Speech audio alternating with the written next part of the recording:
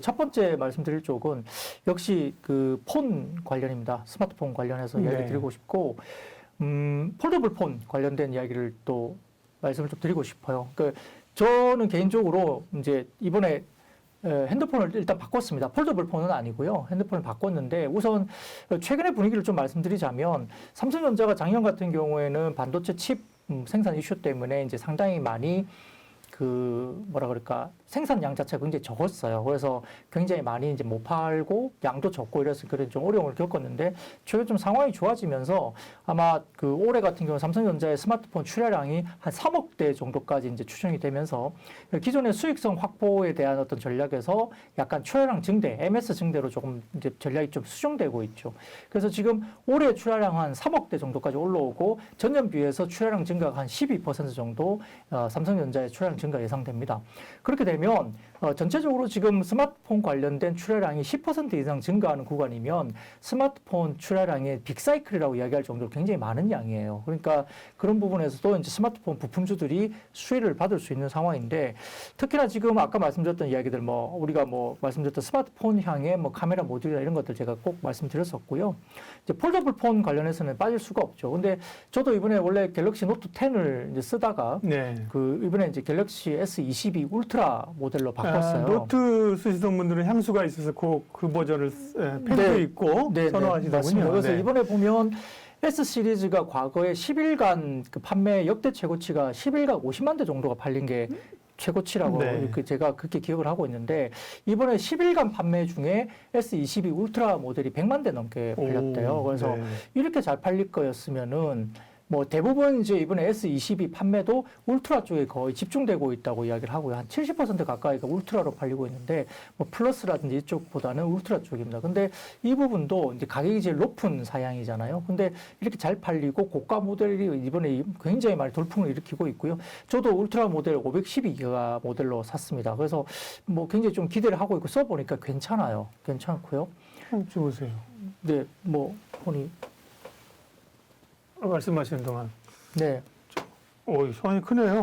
네, 약간 노트급이네요, 그죠? 네, 노트급인데 노트보다는 조금 두껍더라고요. 두꺼운데 그게 왜 두꺼운지 모르겠지만 카메라가 이제 이렇게 많이 달려 있고요. 예, 그래서 저도 이제 512기가 메모리를 가지고 있는 걸 좀 사봤는데 한 60만 원 정도 되는데 아무튼 바꿔봤는데 묵직한데요? 네, 근데 괜찮아요. 써보니까 기능도 괜찮고 여러 가지 부분에서 좀 이렇게 시장이 좋아할 만한 요소들을 많이 갖고 있죠. 근데 물론 애플 관련된 신제품도 굉장히 좋아 보입니다. 근데 저는 사실 애플 아직 아이폰 안 써본 상황이라 섣불리 이제 잘 손이 안 가더라고요. 이렇게 기본적인 그 UI 환경이 좀 달라가지고 아직 사과의 세계에는 진입하지 않으셨군요. 네. 그래서 조금 다르다 그래서 좀 불편할 것 같아가지고 이제 아직은 아이폰을 안 써봤는데 그래도 이제 아이폰을 쓰는 분들은 또 아이폰만 쓰잖아요. 그래서 이제 쓰다 보니까 이제 저 노트 기능 때문에 일을 하다 보면 이제 좀 메모를 해야 될 부분이 많아서 이제 이번에 사봤어요. 그래서 나쁘지 않더라고요. 근데 이제 물론 S 시리즈도 이번에 이제 어쨌든 어떻게 보면 거의 초대박으로 볼 수 있어요. 이 환경에서 어쨌든 S22 울트라 모델이 정말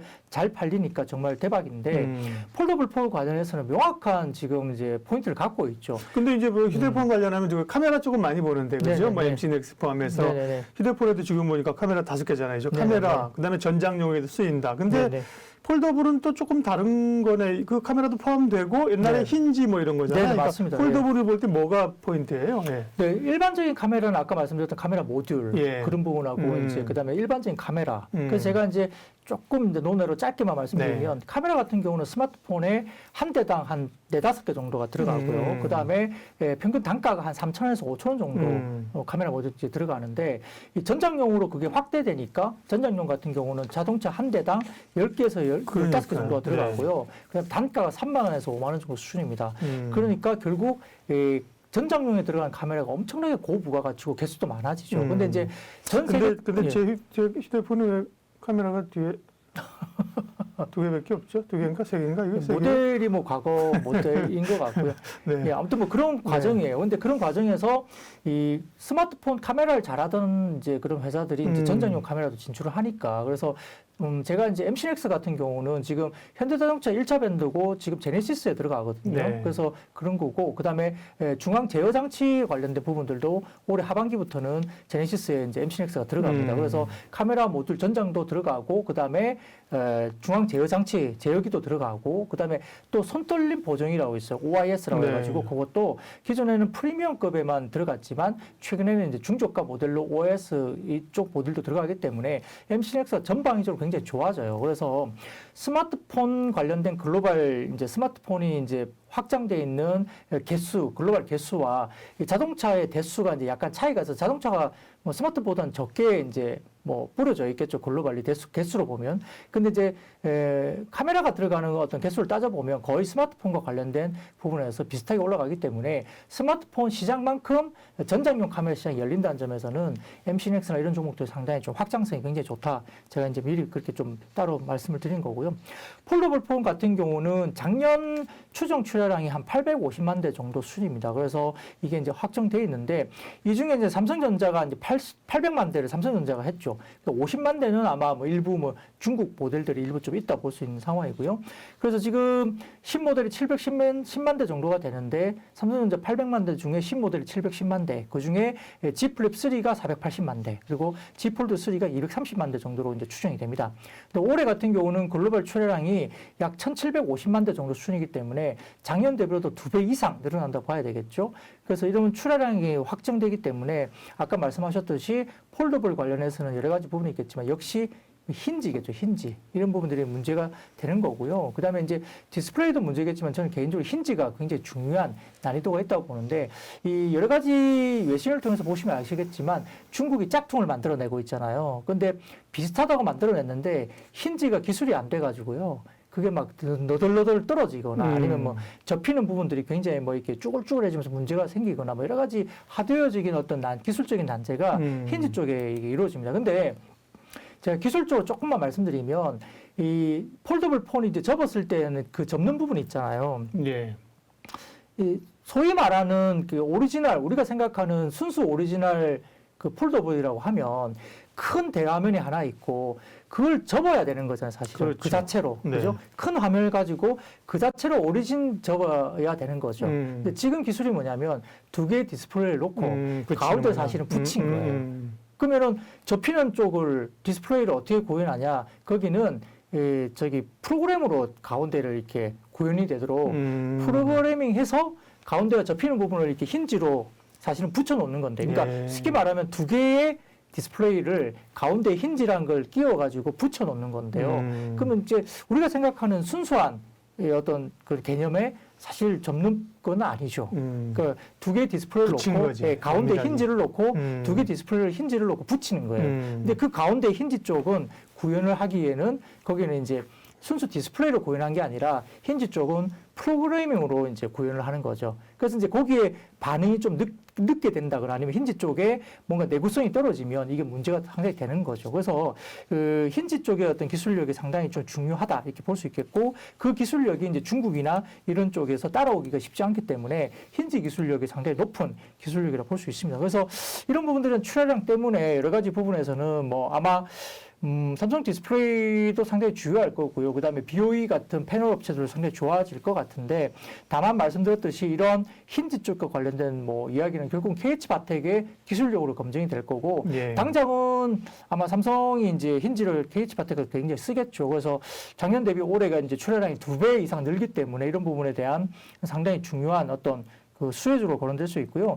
거기에 메탈 플레이트라는 그 기술이 또 들어갑니다. 그 메탈 플레이트 관련된 기술이 들어가는 게 이제 우리가 잘 알고 있는 파인테크닉스가 관계사거든요. 그래서 두 가지 회사, 그러니까 아까 말씀드렸던 파인테크닉스와 KH바텍인데 지금 올해 실적 기준 PER 파인테크닉스가 한 13배 정도, 그리고 게이츠바텍 같은 경우도 올해 PER이 한 12배 정도 수준이기 때문에 그렇게 높은 상황도 아닙니다. 거기다가 지금 아마 애플 같은 경우도 2024년 정도에는 늦어도 여기에 진입을 할 걸로 보고 있기 때문에, 그러면 이 힌지 기술을 독자적으로 확보할 수 있을까? 그러면 조금 쉽지는 않을 것 같아요. 그러면 결국은 힌지 기술 같은 경우도 게이츠바텍이 고객 다변화가 1차적으로는 좀 빠르게는 중국 업체, 그리고 좀 더 지나가 보면 아마 애플과 관련된 컨택도 추후에 가능성을 좀 열어놓을 수 있다는 점에서도 중장기적인 흐름에서는 결국은 폴더블 폰이 급성장할 수밖에 없어요. 그러다 보니까 제 개인적으로는 이 게이츠바텍과 메탈 플레이트 관련된 파인테크닉스는 이번에 주가 빠질 때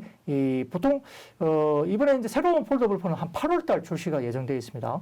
삼성이요? 네, 네, 올해 네. 8월달 정도 예정되어 있기 때문에, 그러면 8월이면은 시기적으로 3분기잖아요.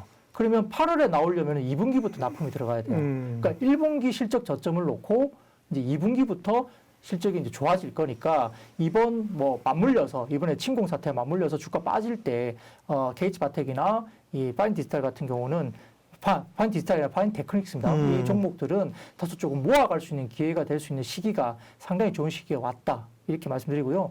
또 약간 좀 다르게 이야기해서 아까 제가 울트라 모델 말씀드렸잖아요. 그러니까 노트 필기 기구를 가지고 있는 노트 기능이 있는 거가 굉장히 좋다라고 말씀드렸는데, 이 물량이 굉장히 많이 퍼지면 잘 아시죠? 수혜주가 인터플렉스. 네.